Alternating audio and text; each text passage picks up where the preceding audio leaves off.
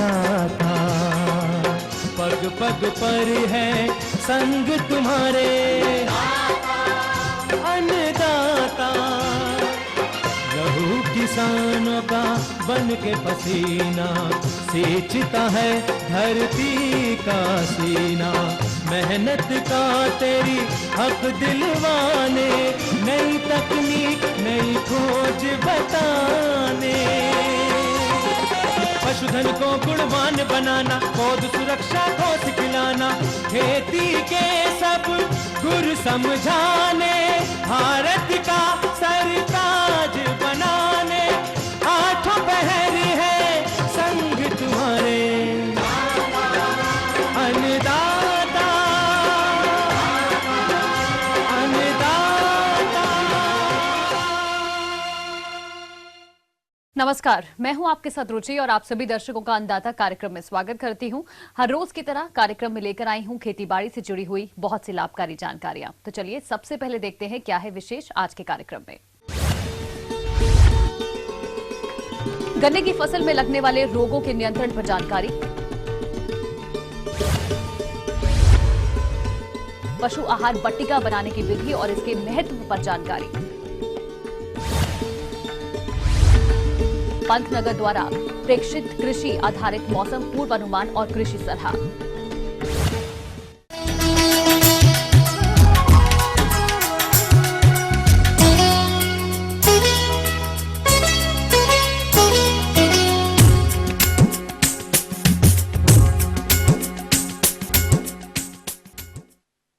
प्रदेश के जिन किसान भाइयों ने गन्ने की खेती की है, उनकी फसल इस समय बढ़वार लिए हुए खेतों में खड़ी है और फसल की इस अवस्था पर इसमें कुछ रोगों का प्रकोप भी देखने में आ रहा है, जिससे आगे चलकर हमारे किसान भाइयों को काफी नुकसान सहना पड़ता है। इसीलिए किसान भाई कैसे करें इन रोगों का नियंत्रण, इस बारे में जानकारी के लिए मिलते हैं गन्ना शोध संस्थान शाहजहांपुर के डॉक्टर SP सिंह से।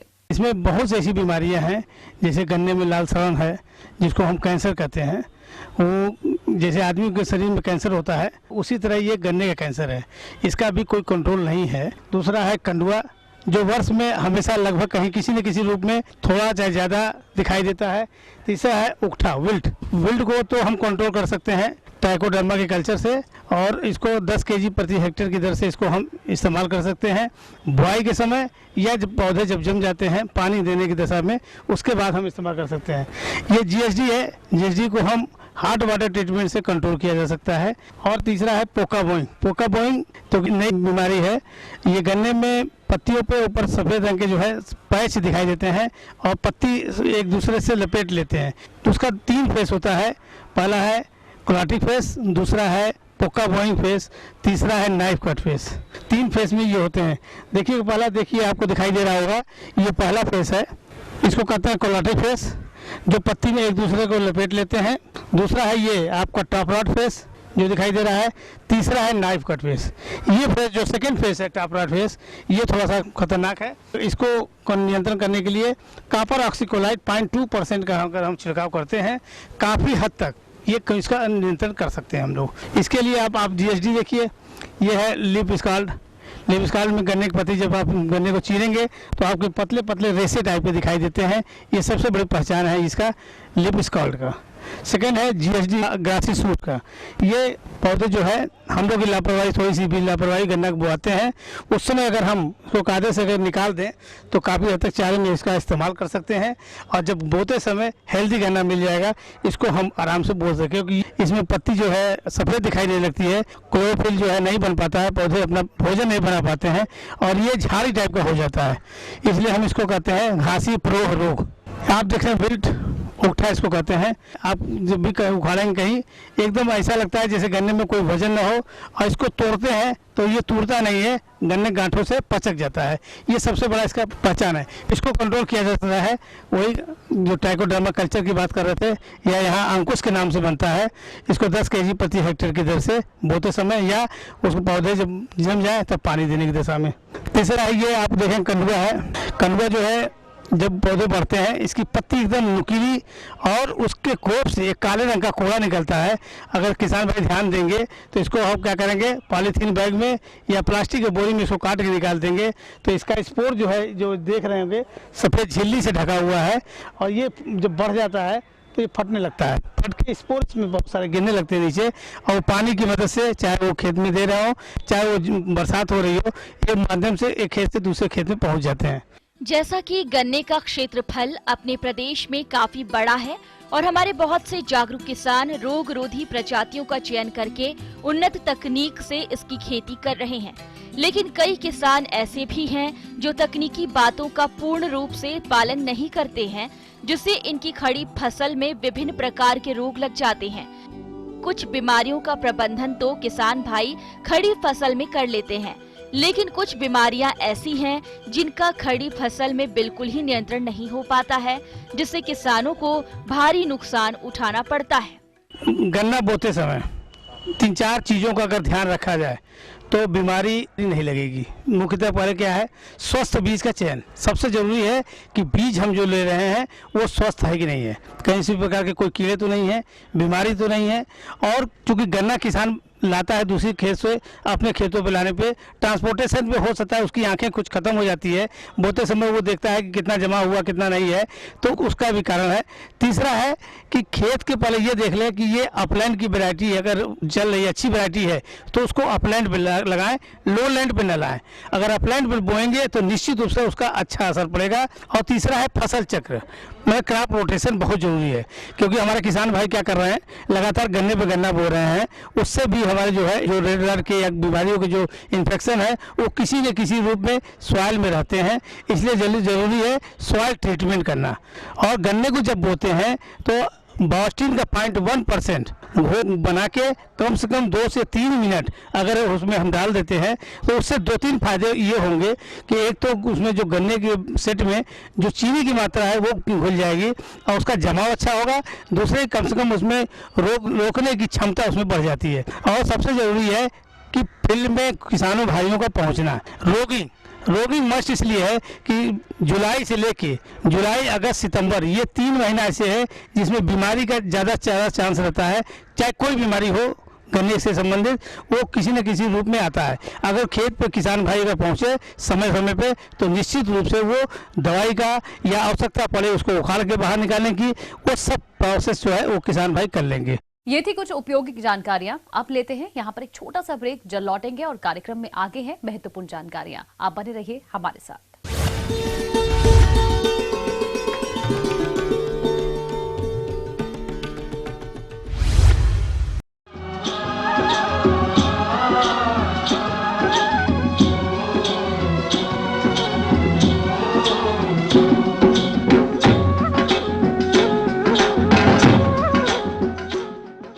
ब्रेक के बाद एक बार फिर से आप सभी दर्शकों का अन्नदाता कार्यक्रम में स्वागत है। बढ़ते हैं अपनी अगली प्रस्तुति की ओर।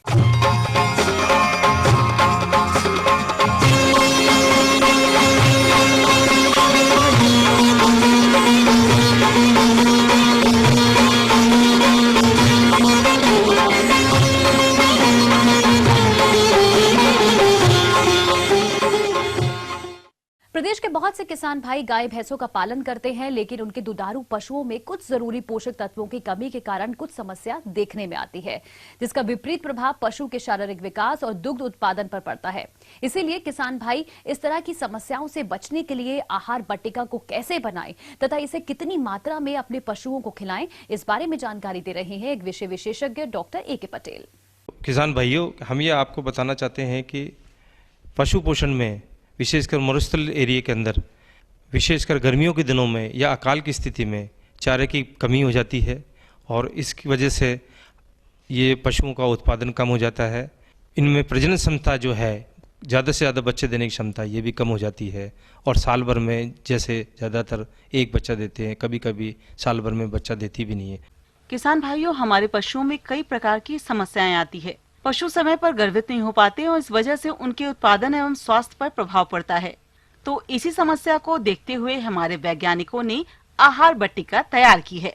तो क्या है यह आहार बट्टिका, आइए जानते हैं। तो इस पशु पोषण की कमी को पूरा करने के लिए हमारे संस्थान ने एक मल्टी न्यूट्रिएंट मिक्सचर के नाम से बनाया है, बहुपोषकीय मिश्रण जो बनाया तैयार किया है, मल्टी न्यूट्रिएंट मिक्सचर बोलते हैं। और ये एक संतुलित होता है और ये बहुपोषकीय है।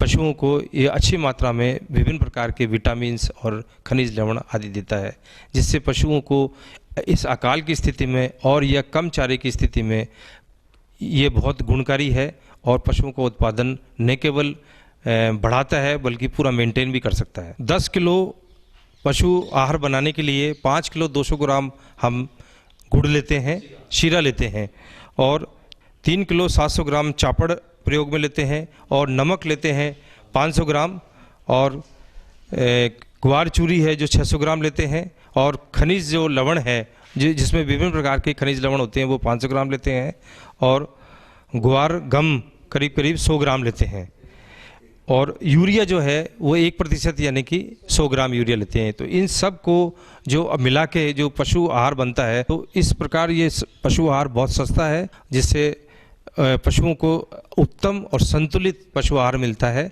इससे न केवल उत्पादन बढ़ता है बल्कि इनकी प्रजनन क्षमता भी बढ़ती है, जिससे ये ज़्यादा से ज़्यादा बच्चे देते हैं और बढ़वार अच्छी होती है। किसान भाइयों, अपने पशुओं के लिए आहार बट्टिका को किस प्रकार से तैयार करें और इस आहार बट्टिका बनाने में किन किन चीजों को प्रयोग में लाएं एवं कितनी मात्रा में इनको मिलाकर तैयार करें, आइए जानते हैं। इस शीरा के घोल के अंदर हम 100 ग्राम यूरिया को पानी में घोल के और अच्छी तरीके से मिलाते हैं। अब इस शीरे या गुड़ के घोल के अंदर 500 ग्राम नमक अच्छी तरीके से मिलाया जाए, और जिससे किसी भी प्रकार का गुठले वगैरह नहीं बन पाए।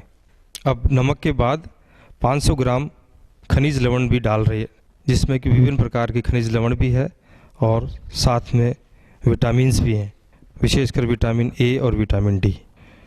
गुठले हो रहे हैं उसको अच्छी तरह दबा के और मिक्स किया जाए। इसमें पाउडर में जो हवा है उसको निकाला जाए, जिससे कि समान रूप से घोल तैयार हो जाए। अब इसमें मिश्रण के अंदर ग्वार चूरी 600 ग्राम इस घोल के अंदर धीरे धीरे मिलाएं, जिससे कि ये उड़े नहीं। गेहूं की चापड़ 3 किलो 700 ग्राम के हिसाब से जो पशु आहार होगा वो करीब 10 किलो तैयार होगा। एक कार्बोहाइड्रेट की मात्रा इसमें अधिक पाई जाती है। यही एक इसका संतुलित पशु आहार का एक बेस इंग्रेडिएंट है, मतलब एक मुख्य अवयव है गुड़ और गेहूं की चापड़। इसको अब हाथ से बहुत अच्छी तरीके से मिलाकर, जिससे कि ये एक पाउडर टाइप बन जाए। गेहूं की चापड़ मिलाने के बाद लगभग हमारा मिश्रण तैयार हो गया। अब इसमें 120 ग्राम लगभग ग्वार गम डाला जा रहा है, जिससे कि इस मिश्रण के अंदर अगर हम इसकी बट्टियां बनाएं तो उसको चिपकाने में, बांधने में अच्छा काम आता है। और पोषक तो है ही ये ग्वार गम, जिससे कि पशुओं को अच्छा पोषक तत्व मिलता है। साथ में बट्टी बनाने में ये चिपकने के लिए आसानी कर देता है। अब इस मिश्रण को हम एक तराजू में तोलते हैं। लगभग 2 किलो 300 ग्राम मिश्रण होना चाहिए, जिसको कि बट्टी बनाने के बाद ये 2 किलो रह जाता है, क्योंकि सुखाने में इसका 300 ग्राम पानी बाहर उड़ जाता है। वाली मशीन जो कि बट्टी का बनाती है के सांचे में डाला जाता है, और इसके नीचे एक पॉलीथीन लगाई हुई है, जिससे कि ये मिश्रण दबाने के बाद चिपके नहीं। अब इस तरीके से आप देख रहे हैं कि सांचे के अंदर पूरे मिश्रण को समान रूप से डाल दिया गया है। इसके सांचे के ऊपर एक लोहे की प्लेट है जिसको कि लगाया जा रहा है।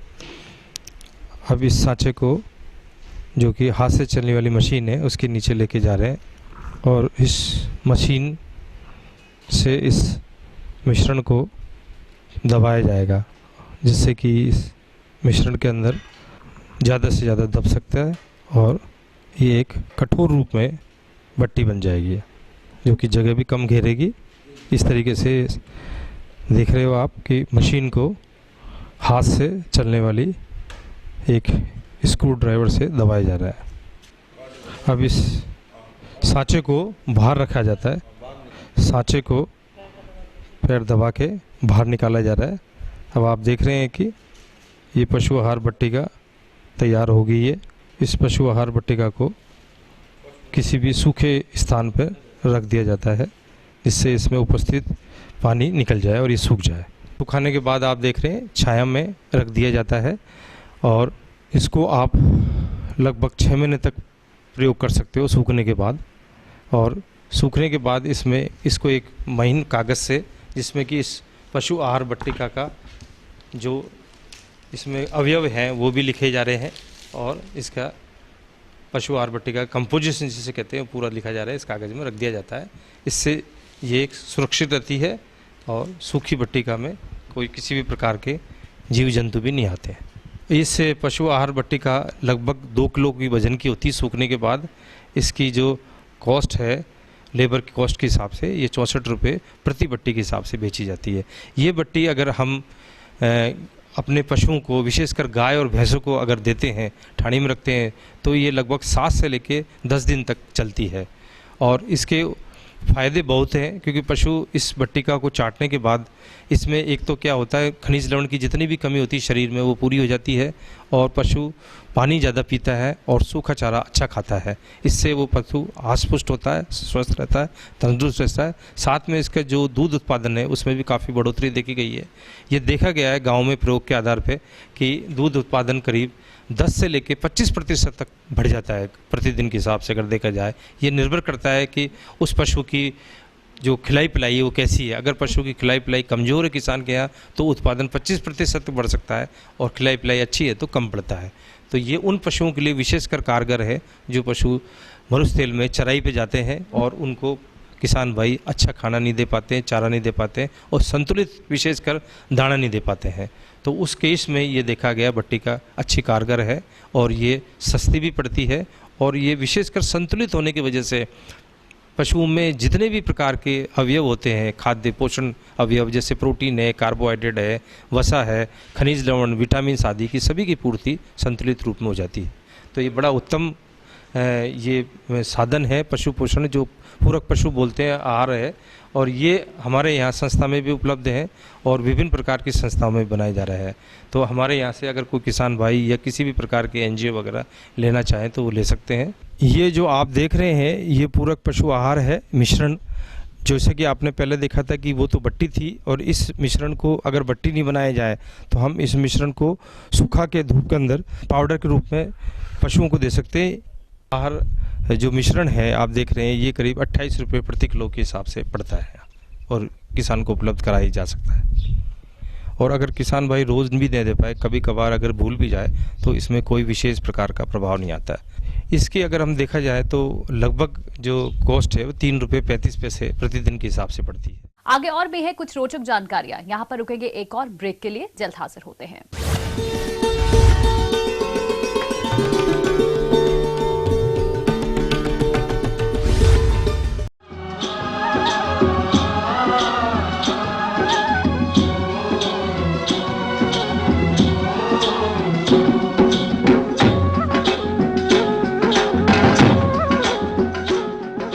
ब्रेक के बाद आप सभी दर्शकों का स्वागत है। चलिए अब रुक करते हैं अपनी अगली कड़ी की ओर।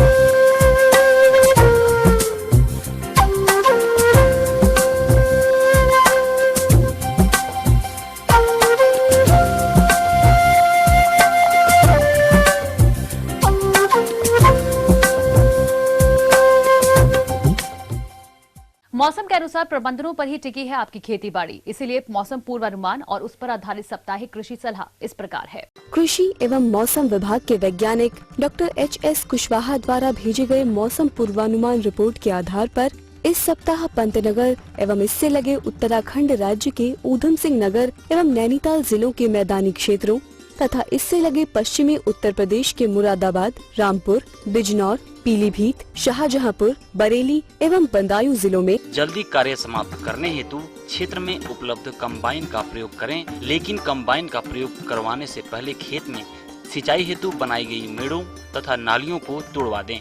मड़ाई के बाद अनाज को विनोयर की सहायता से सफाई करें। संभावित शुष्क मौसम रहने के मद्देनजर अनाज को पक्के फर्श पर फैलाकर भली भांति इतना सुखाएं कि गेहूं के दानों में 12% से अधिक नमी न हो। फिर ठंडा कर उचित विधि द्वारा अनाज का भंडारण करें। गेहूं का घर में ही भंडारण हेतु किसान भाई घर में उपलब्ध पुराने बोरों, मिट्टी के कुठले, बखारी या भंडार गृह का प्रयोग करें। इस हेतु पहले से खाली किए गए पुराने बोरों, बखारी, कोठ, कुठली आदि में भंडारण से पहले 50 ईसी मेलाथियान तरल द्रव्य का 0.01% अर्थात 10 मिलीलीटर दवा प्रति लीटर पानी की दर से घोल बनाकर प्रद्युमन अर्थात फ्यूमिगेशन करें। बाद में भंडार गृह की सफाई कर EDB अर्थात इथाइल डाइब्रोमाइड कीटनाशी का धुआं करें।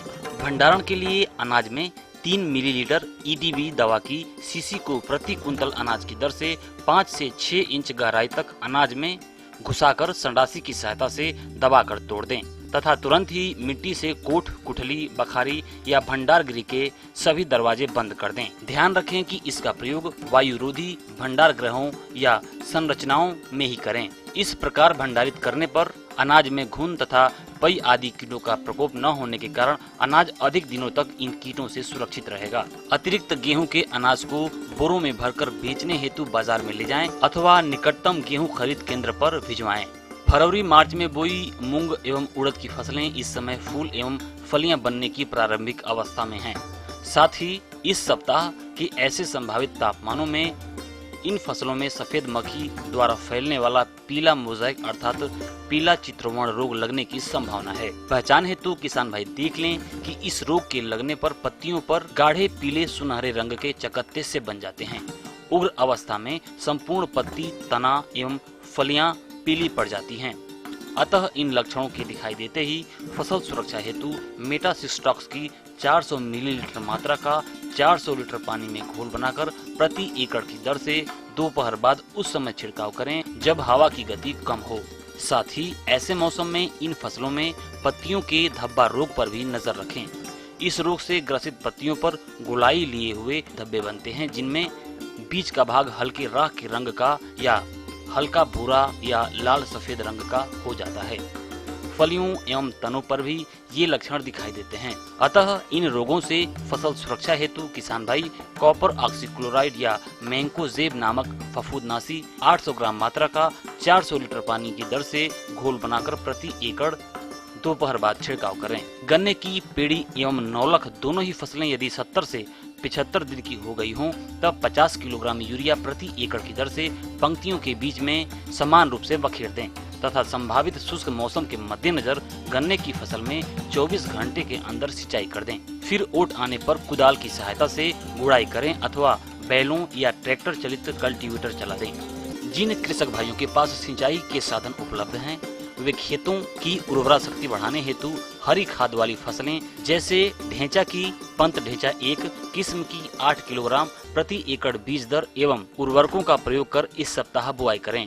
लेकिन ध्यान रखें कि खेत में कम नमी की दशा में पलेवा करने के बाद ही उचित मृदा नमी की दशा में ही बुआई करें, अन्यथा अंकुरण पर विपरीत प्रभाव पड़ने से प्रति क्षेत्रफल पौधों की संख्या में कमी आ सकती है। यदि पहले बोई फसल में जमाव कम हुआ हो तब सिंचाई कर नमी बनाए रखें। यदि सिंचाई के पर्याप्त साधन उपलब्ध न हो तब गत दिनों हुई बारिश का लाभ उठाकर किसान भाई खाली खेतों में एक बार प्लाऊ चलाकर गहरी जुताई कर खेत को खुला छोड़ दें। ऐसा करने से पूर्व फसल के अवशेष मिट्टी में मिल जाने से कार्बनिक पदार्थ में वृद्धि होगी। साथ ही तेज धूप द्वारा खरपतवार नियंत्रित हो जाने के साथ साथ हानिकारक बीमारियां एवं कीड़े मकोड़े नष्ट हो जाएंगे। साथ ही वर्षा जल का उपयुक्त रिसाव होने, मृदा वायु एवं मृदा तापमान में वृद्धि होने तथा मृदा की निचली सतह में ठोस परत का टूटना आदि लाभकारी क्रियाएं होने से मृदा की भौतिक दशा में गुणात्मक सुधार होगा। इससे आगामी खरीफ मौसम में बोई जाने वाली फसलों की अच्छी बढ़वार होने से पैदावार भी 15 से 20% बढ़ेगी। आने वाले दिनों में मौसम शुष्क एवं तापमानों में वृद्धि संभावित है। अतः ऐसे मौसम में लीची के फलत वाले वृक्षों में फलों की डंठलों को क्षति पहुंचाने वाले कीटों का प्रकोप भी संभव है। अतः प्रकोप दिखाई देते ही 10 ग्राम सुहागा तथा 1 मिलीलीटर कार्बराइल का प्रति लीटर पानी की दर से घोल बनाकर पेड़ों पर छिड़काव करें।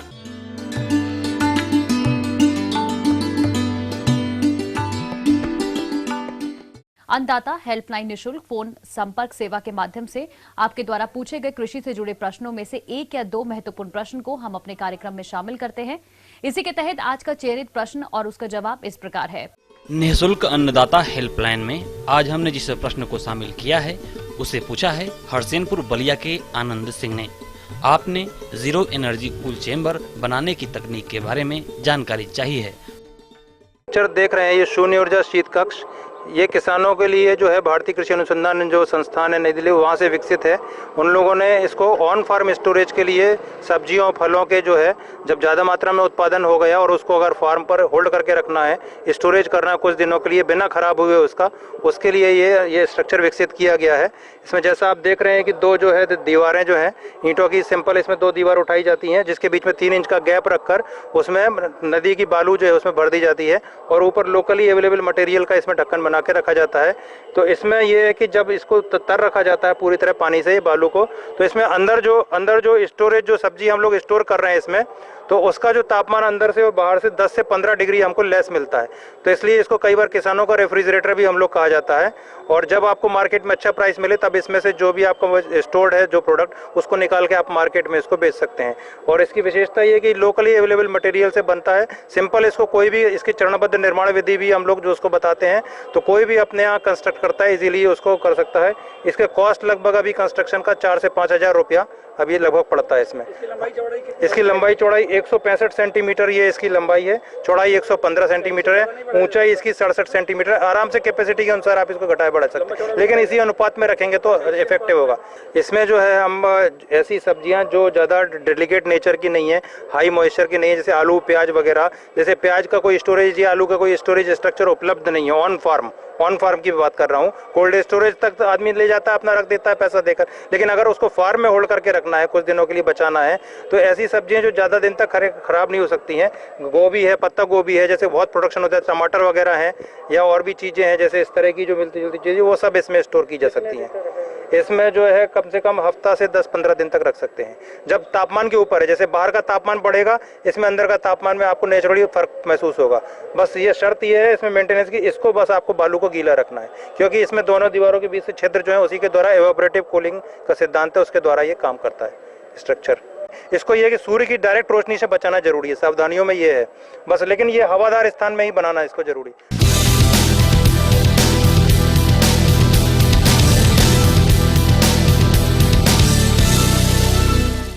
राज्य के विभिन्न मंडियों में कृषि उत्पादों के चढ़ते उतरते बाजार भाव की संक्षिप्त जानकारी इस प्रकार है।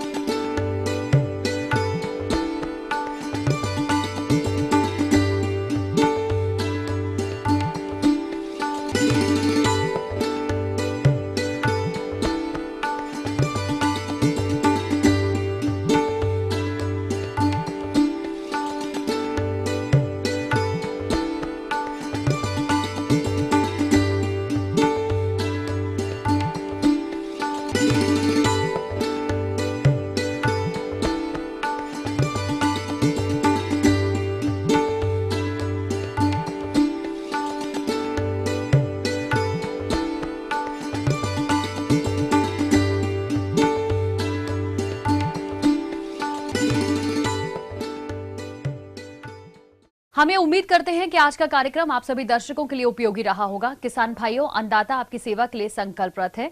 कृषि संबंधित समस्या एवं सुझावों के लिए आप हमें इस पते पर संपर्क कर सकते हैं। प्रोड्यूसर अन्नदाता, ETV Uttar Pradesh, Uttarakhand, Ramoji film city, Hyderabad 501512। साथ ही साथ आप हमें ईमेल भी कर सकते हैं। हमारा ईमेल एड्रेस है annadata.up@etv.co.in। इसके अतिरिक्त आप हमें निःशुल्क हेल्पलाइन नंबर 18001084-599 पर सोमवार से शनिवार सुबह 10 से शाम 4 बजे के बीच भी संपर्क कर सकते हैं। अब आइए देखते हैं कल दिखाए जाने वाले कार्यक्रम की मुख्य झलकियां। हरी खाद हेतु ढैंचा और सनई की खेती पर जानकारी। फल बाग को लगाते समय कुछ ध्यान देने योग्य महत्वपूर्ण पहलू। फिलहाल अन्नदाता की पूरी टीम को दीजिए इजाजत। कल फिर इसी समय आपसे मुलाकात होगी कृषि संबंधित कुछ और महत्वपूर्ण जानकारियों के साथ। नमस्कार।